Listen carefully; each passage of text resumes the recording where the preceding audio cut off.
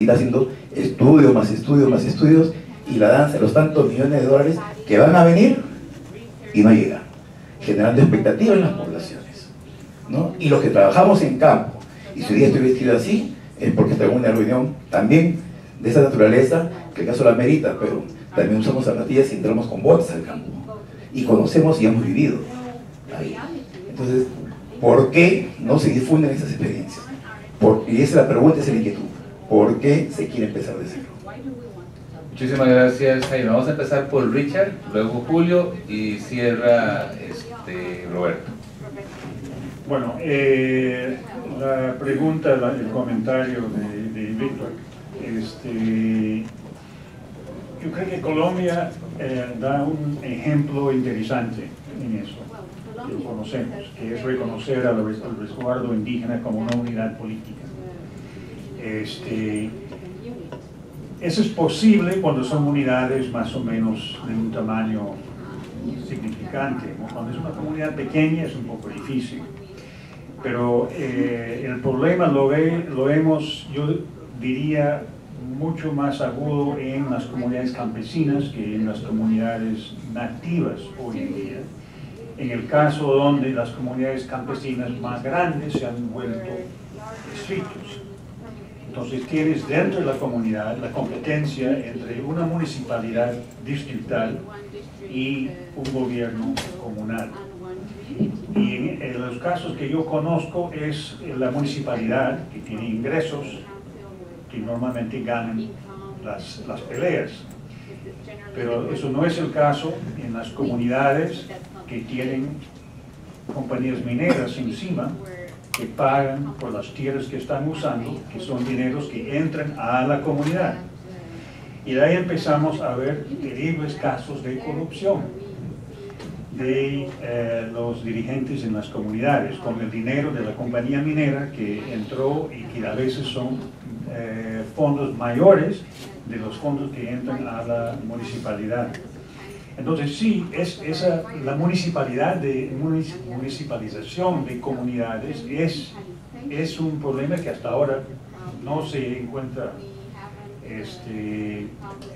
solución, pero hay algunos casos interesantes como Colombia. Gracias. Julio.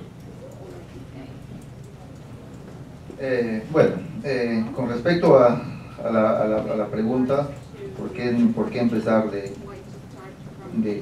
cero? Nosotros hemos tenido muchas experiencias también al respecto, similares, no igual, en cuanto a la titulación de tierra, que básicamente es una simple coordinación, y yo creo que el camino está por ahí. Como por ejemplo, el catastro que hizo el IBC, en algún momento ha querido ser oficial o ha pretendido oficializar esto mediante el PET en aquel entonces. He tenido la oportunidad de participar. Quienes habla viene trabajando en el tema desde hace poquito nomás, desde el 2003. Y en ese sentido, le digo coordinación, porque para validar una información o hacer oficial un catastro siempre debe haber la participación de la entidad, en este caso generadora del catastro. En el caso del IBC no hubo esta participación. Es por ello que la información, por ejemplo, como le vuelvo a repetir, y actualmente la DISAFILBA no ha validado su información del IBC en cuanto al catastro de comunidades nativas, ¿no? Entonces el tema está acá, es participar activamente en el proceso tanto de campo como de gabinete. Tiene que haber un veedor, por decirlo así, de la institución generadora de catastro para que esta información haya podido ser validada, viéndole desde ese punto de vista, ¿no? Muchísimas gracias, Julio. Roberto. Sí, de acuerdo con la propuesta de Víctor Galarreta, no debería elegirse agente municipal, sino respetar al jefe comunal. Pero no solo está asediada la comunidad desde el municipio, desde el Ministerio de Educación, desde el Ministerio de Salud, desde la propia policía. Es un proceso histórico de arrinconamiento de las estructuras comunales por un Estado en nombre de el bien común público, absolutamente corrupto. Fíjense en la primera etapa, los indígenas cosas del pasado, no, acá tiene que entrar el Estado entra, desplaza a la comunidad, acto seguido, terceriza, privatiza y se corrompe. Se cerró el círculo.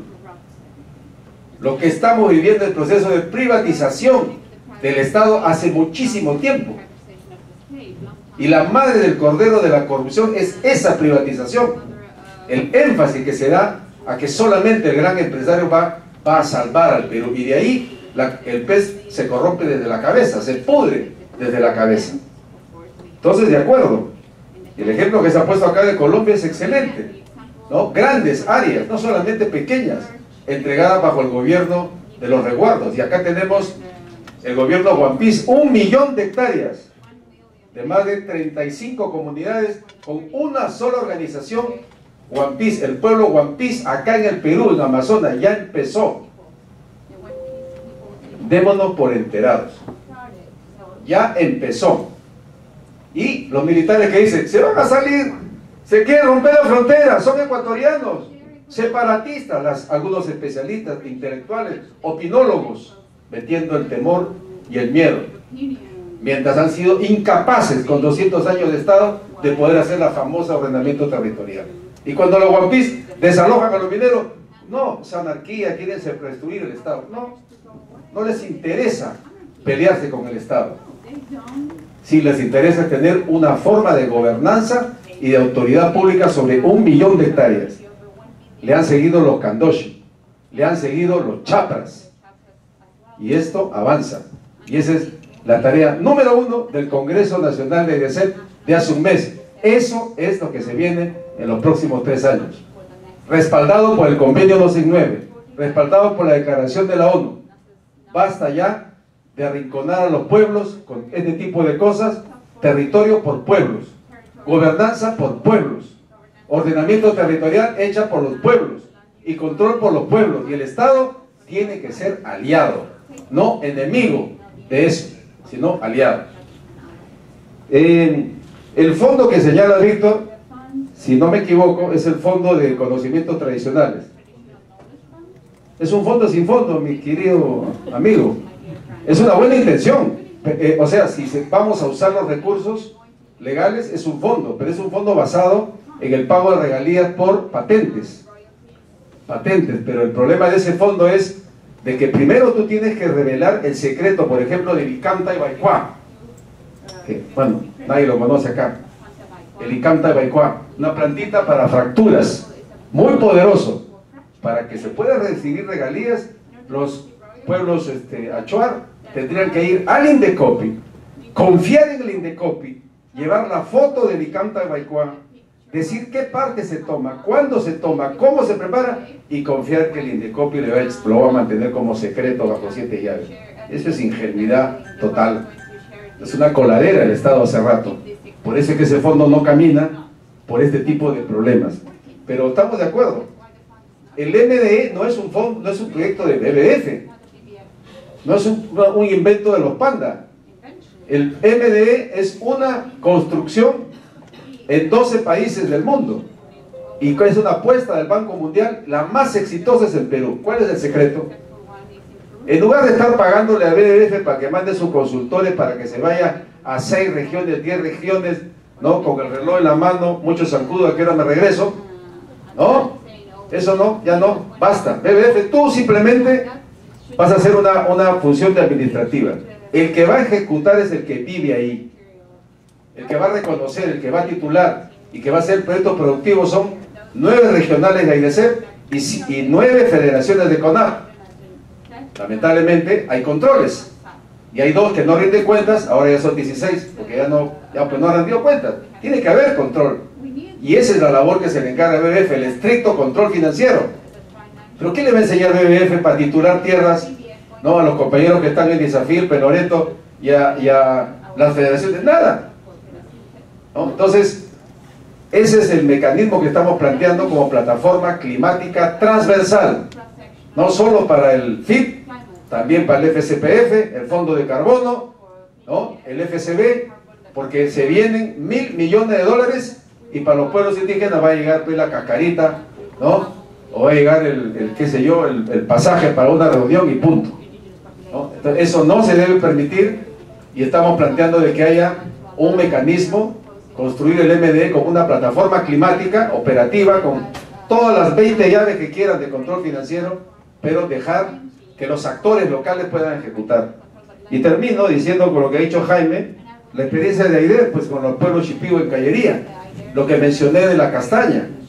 Por eso la invitación, y con eso acabo, a 2 eventos importantes. Aidez quiere llamar a todas esas experiencias de manejo del bosque en pie, pero también de la madera, porque no hay que hacer un tabú a rechazar la madera. Hay manejo maderable que puede ser perfectamente sostenible, a articular una alianza, pero no como la Cámara de Comercio Indígena, que orgullosamente dice somos un rabito de la CONFIEP, enfrentado a las organizaciones territoriales. No estamos de acuerdo con eso y se va a plantear una reunión, las federaciones políticas, los productores, iniciativas, las ONGs, Aidez que tiene manejo forestal, pero hay otro que tiene manejo en peces ornamentales, ¿no? Y hacer alianzas, y los empresarios, Mitsubishi, Citibank, el Good Consumer Forum, el grupo Añaños quiere entrar en debate y vamos a sentarnos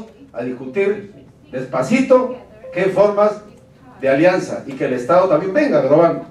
Y la otra reunión de la escala regional e internacional es en junio en Manaos, donde está este debate también, pero porque ya las organizaciones indígenas ya no quieren seguir discutiendo solamente de derechos, quieren ser reconocidos como propietarios del bosque, con alternativas empresariales a su manera, tampoco con imposiciones de modelos empresariales que no funcionan o que van a traer problemas culturales. Mercado sí, pero también autosubsistencia, poder utilizar todos los productos del bosque y con mucho cuidado qué parte se va a dedicar al mercado, ¿no? Con muchísimo cuidado, pero en eso se está, y disculpe compañero la extensión. Gracias. Muy bien, no, de hecho yo creo que para la hora en que estábamos después del almuerzo los panelistas han sido magníficos, nos han mantenido despiertos. Vamos a darle el espacio a María, que quiere hacernos un resumen, algunos comentarios rápidos y luego nos vamos al café. María.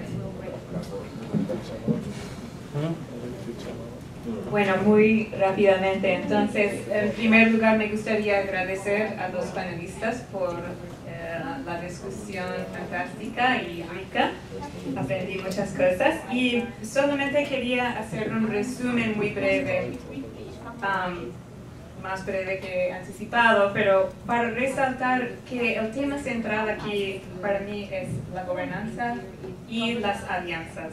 Y hay que crear y apoyar estos espacios de articulación entre actores, no solamente para conversar, dialogar, pero para compartir y entender los intereses de cada actor, promover acciones en conjunta, y el objetivo de esto es de verdad co-diseñar las estrategias para que, como Patti dijo, que los pueblos indígenas y el sector privado no sean solamente ahí para ser consultado o informado, pero que sean parte de la toma de decisiones y también parte de la creación de estas soluciones innovadoras, que sea como integración de planes de vida en los gobiernos municipales o propuestas de los bases.